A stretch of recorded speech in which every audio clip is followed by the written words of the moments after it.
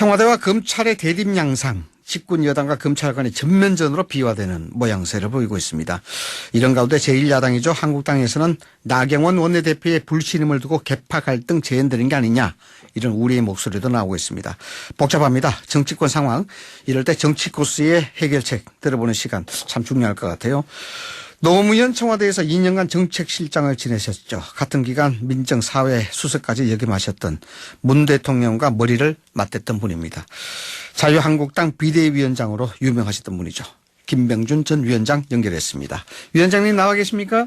네, 안녕하십니까. 네, 아침 일찍 인터뷰 응해 주셔서 감사합니다. 아닙니다. 감사합니다. 네, 오래간만에 이렇게 뵙는군요. 네. 예, 그렇습니다. 예. 그간 뭐 어떻게 지내셨는지 모르겠습니다. 어제 대구 수성구에서 출판 기념회 여셨더라고요. 전해지는 얘기로는. 수성구라기보다 대구에서 했습니다. 수성구가 아니고 그냥 대구로. 예. 전해지는 얘기는 규모하고 열기, 거의 총선 출마 출정식에 가까웠다, 이런 평가가 나오는데, 수성구에서 출판 기념회 하신 까닭이 있습니까?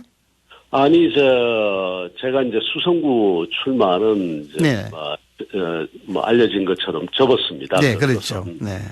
당내에서 수도권 험지 출마론이 나와서, 그걸 제가 수용하면서. 그랬었죠. 네. 수성구 출마는 하지 않겠다라고 이야기를 드렸는데, 하지만 여전히 그 보수 정치에서 대구가 가지는 중요성이 워낙 크기 때문에, 그동안 애써주신 분들한테 인사도 드릴 겸 아주 간소하게 했습니다. 네. 오신 분들은 많지만, 그야말로 축사도 그렇게 많이 모시지 않고. 일기는 아주 뜨겁다 하더라고요. 네. 예, 그렇습니다. 예. 알겠습니다. 말씀하신 대로 험지 출마를 말씀하셔서 정계 주목을 많이 받으셨는데, 험지가 꼭 서울, 경기 이런 지역만 험지겠습니까? 여당 쪽이 센 지역도 험지라 볼 수 있는데. 어쨌든 해석이 다양한데요, 위원장님. 수성구 불출마 선언하신 뒤에 대구 지역의 시민들 반응이 좀 어땠습니까?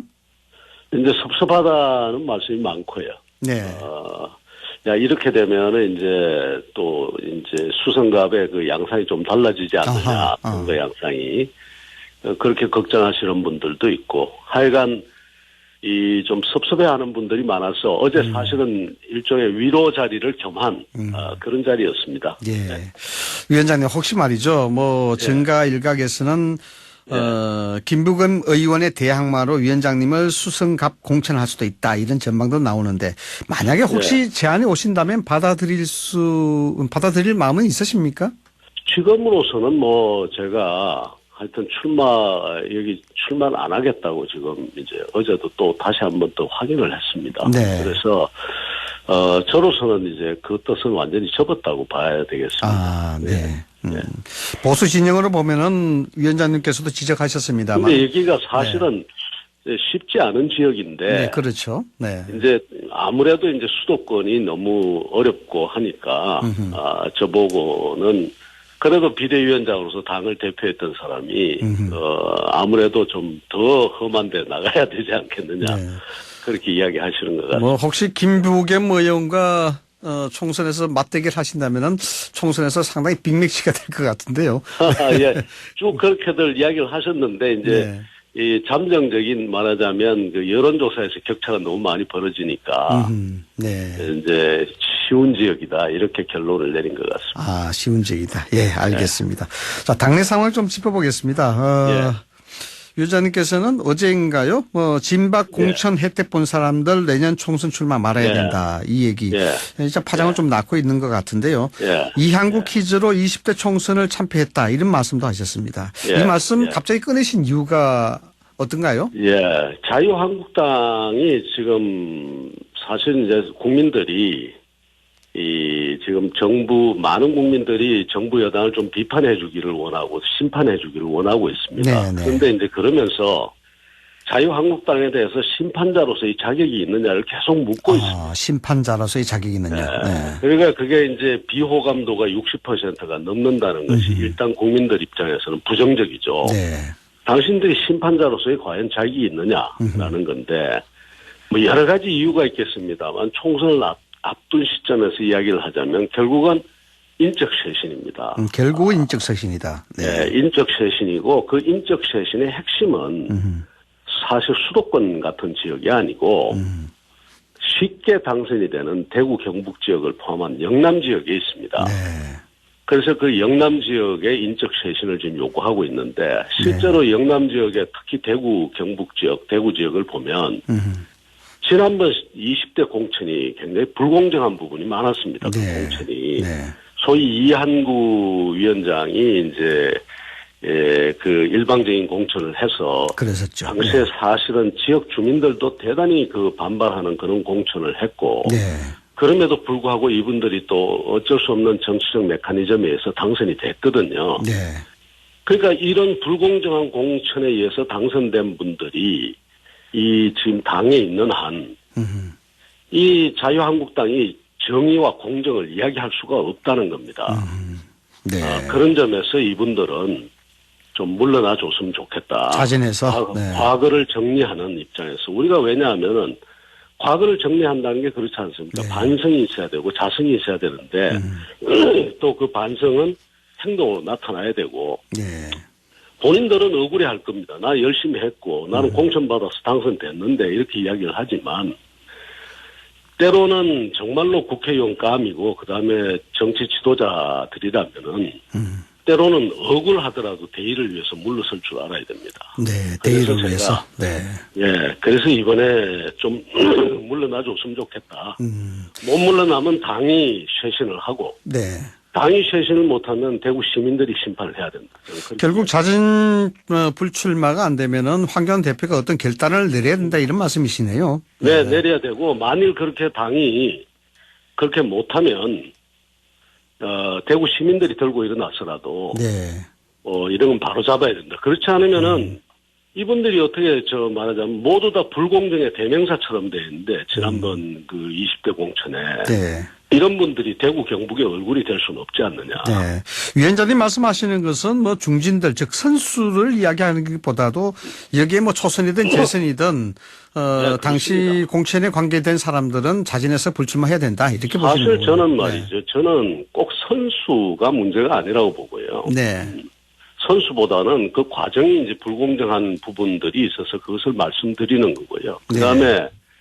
이 불공정한 대구 경북 지역이 특히 그렇습니다. 네. 이 지역은 공천을 받으면 쉽게 당선되다 보니까 또 이렇게 불공정하게 당선된 분들이 지역사회나 아니면 국가 어떤 정책적인 측면이다 이런 데 관심을 가지기보다는 네. 뭐 그런 분도 계십니다만 대체적으로 보면 공천권자 주변을 뱅뱅 돌게 됩니다. 네. 왜냐하면 공천만 받으면 당선되기 때문에 그 공천권자 주변을 항상 지키게 되죠. 그렇죠. 그러면서 사실은 보수 정당의 특히 자유민주주의와 그다음에 자유식의 시장 경제를 존중한다는 정당에 있어서는 네. 당내 민주주의나 당내의 자유와 자율도 굉장히 중요하거든요. 네. 이제 이런 분들이 자꾸 그 소위 당의 어떤 권력자나 그렇지 않으면은 공천권자 주변에 맴돌면서 당을 권위화시키고 패권 정당으로 만들고 그러면서 갈등을 부추기게 되고 이런 일이 벌어지거든요. 그래서 이번엔 이 공정의 문제를 한 번 더 생각하자. 그래서 제가 던진 화두입니다. 네. 황교안 대표가 이 부분에 대해서 자진 불출마라든가 자진 용퇴가 없으면은 결단을 내려야 되는데 위원장님 네. 어떻습니까? 보시기에 황교안 대표가 이런 결단 가능하다 보십니까? 일단 저는 계속 이야기할 겁니다. 네, 계속. 가능하든 안 하든 또 뭐 그동안 직간접으로 또 이야기도 드렸고. 직간접적으로? 네. 가끔씩 통화는 하십니까? 예, 뵙기도 하고 그럽니다. 예. 그래서 어쨌든 뭐 황교안 대표 이야기 나왔으니까 말씀을 드립니다만 이번 네. 당직 개편에 여러 가지 이야기 서방세례가 많습니다. 한국당이 진정한 인적 쇄신 단행하려면은 위원장님 보시기에 어떤 그림 좀 언급을 하셨습니다만 구체적으로 어떤 그림이 필요할까요? 글쎄 이제 제일 중요한 거는 대표의 의지고요. 네. 대표가 과연 그 공정의 문제나 그다음에 그 잘못된 과거를 바로잡는 문제에 어떤 의지를 가지고 있느냐의 문제고, 예, 일부 이제 이번에 당직 개편이 있었던 부분에 김세연 의원을 그렇게 사표 처리하고 한 부분에 대해서는 좀 네. 저도 좀 유감스럽게 생각합니다만 기본적으로 이제 그 진영을 어떻게 갖췄던 해야 될 일을 하느냐. 이제 그런 것을 좀 더 두고 보고 싶고요. 네. 그 다음에 이제 특히 그 지도부를 구성하고 있는 분들은 지도부의 자기 희생이 굉장히 중요합니다. 네. 다른 사람에 대해서 쇄신의 칼을 들려면 먼저 던져야 된다. 스스로 자기 목부터 내놓을 줄 알아야 되거든요. 그렇지 않고서는 이 복잡한 정치 상황에서 제대로 일을 처리할 수가 없습니다. 그런 정도의 각오가 있는지 없는지를 한번 지켜보겠습니다. 총선을 앞둔 상황에서 지금 한국당이 뭐 공천 문제도 그렇습니다만 여러 가지 좀 내홍에 휩싸일 그런 조짐을 지금 보이고 있는데요. 특히 어제 뭐 나경원 원내대표에 대한 불신임 또 여기에 대해서 의총에 대한 대립 뭐 이런 부분이 좀 대두가 되고 있습니다. 어떻게 보십니까? 이 재신임 불가 결정. 네. 제가 이제 밖에 있는 사람이 이제 뭐라고 이야기를 드리기가 못합니다만은 제가 보기에는 아무 일도 아닐 수 있었는데, 네. 그렇거든요. 사실 저도 뭐 당문을 봤습니다만, 대표와 원내대표, 그 다음에 최고위원들 간에 이야기 조금 한두 번만 해보면 되는 일이고, 그 다음에 기본적으로 저는 의원총회의 권한을 존중해야 된다고 보거든요. 의원총회에 대한 의견을, 법 해석을 어떻게 하든 간에, 소위 선출 기구의 자기 결정권을 존중해 주는 것이 맞다고 보고요. 네. 그 다음에 그런 다음에, 대표나 아니면 최고위원들이 의원총회에 가서 지금 여러분들이 출마하고 지금 출마 의지를 밝히고 있으니까 우리 견해는 뭐 이렇다.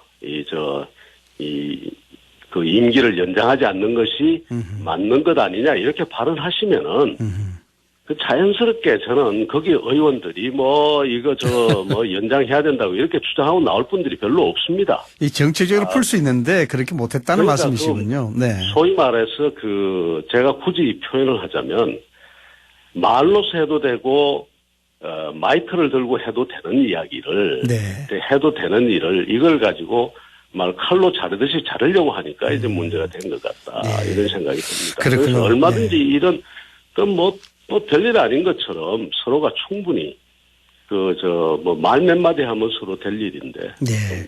그게 소통인데 그렇죠. 네. 위원장님 보니까 그럴 수도 있겠다라는 생각이 좀 듭니다. 네. 가서 의원들께 이야기하면 됩니다. 당내에 이거 가지고 소란 일으키고 싶어 하는 의원들이 거의 없을 겁니다. 네. 지금 그런데 그렇게 돼버렸습니다. 네. 어쨌든 원내대표가 다시 이제 경선을 해야 되는 그런 상황인데 원내대표가 누가 지느냐에 따라서 상당히 좀 방향이 대여 투쟁이라든가 방향이 좀 달라질 것 같은데 전망을 하신다면 어떻습니까? 글쎄요. 지금은 어쨌든 지금 주요한 공수처법이라든가 그다음에 선거법이라든가 이런 부분에서는 당내 의견이 거의 하나가 돼 있거든요. 네, 하나가 돼 있다. 그리고 또 국민적 관심사도 높고 하기 때문에 누가 되든 이 법안이 협상의 내용이 조금은 달라질 수 있겠습니다만 기본적으로 자유한국당의 강력한 투쟁 기조는 그대로 가져가리라고 봅니다. 네. 자, 민주당 얘기 좀 여쭤보겠습니다. 아무래도 가장 정확하게 아시지 않나 싶었어요. 한국당도 그렇습니다만은 민주당 여권 내에서도 인적 쇄신에 대한 얘기가 솔솔 나오고 있습니다. 이 86세대 용태론 나오고 있는데 위원장님 보시기에 여권이 인적 쇄신에 성공하기 위한 키워드 어떻게 돼야 된다고 보십니까? 여권은 사실은 인적 쇄신하기가 좀 좋습니다. 그렇군요. 왜 좋은가 하면은 스스로 자원을 가지고 있거든요. 권력 자원을 가지고 있어서 그렇죠. 자리를 나눠줄 자리도 있고. 인사권이 있다. 네. 인사권도 있고, 그렇죠. 나중에 어디 공직이나 공사공단 같은 데 배치할 수도 있고. 그렇죠. 네. 또 그다음에 이제 권력을 가지고 있으니까 좋은 인물을 영입하기도 더 좋고 정보도 더 많을 겁니다. 그래서 비교적 쉽게 할 수 있기 때문에 아마 지도부의 설득력이나 이런 것이 자유한국당에 비해서 훨씬 더 강할 것 같습니다. 그러나 이제 기준을 어떻게 세우는지는 두고 봐야 되겠는데 남의 당에 이래라 저래라 그렇게 하기에는 좀 제가 곤란할 것 같습니다. 예. 지금 울산시장 청와대 하명수사 의혹과 관련해서 압수수색도 청와대가 당하고 이렇게 했는데 관련해서 검찰과 청와대 간의 갈등, 이 대립 상황 이걸 바라보는 국민들의 시선이 상당히 좀 불편한데요. 이거 어떻게 생각을 하십니까?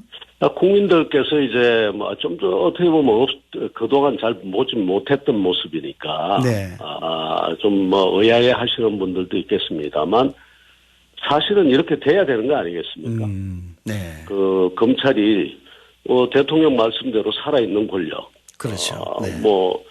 이 살아있는 권력에 대해서도 예외 없이 처리하는 모습을 보여야 된다고 생각하고요. 이게 한번 이렇게 되면 다음에도 이런 것이 관행이 될 것 같습니다. 네, 관행이 된다. 네. 관행이 또 돼야 된다고 보고요. 근데 이것을 마치 무슨 이 검찰의 저항이나 아니면 일종의 무슨 검찰의 어떤 정치적 검찰에 의한 정치 행위다. 네. 이렇게 봐서는 안 되죠. 정치 행위를 보면 안 되는 것이 팩트가 사실이 있지 않습니까? 네. 사실에 곳곳에 있고 그 다음에 심지어 이 특감반의 수사관이 지금 자살까지 한 마당 아닙니까? 네. 이걸 검찰이 어떻게 그냥 두라는 이야기겠습니까? 당연히 있어야 할 일이고 또 대통령께서도 그 살아있는 권력에 대해서 손을 대라고 했으니까 네. 아마 기꺼이 받아들이고 있다고 그렇게 생각합니다. 네. 어쨌든 위원장님 보시기에는 청와대라든가 민주당 특히 이제 정치권에서 검찰에 대한 대응하는 부분 이런 부분들이 좀 과도하다 이렇게 보시는군요.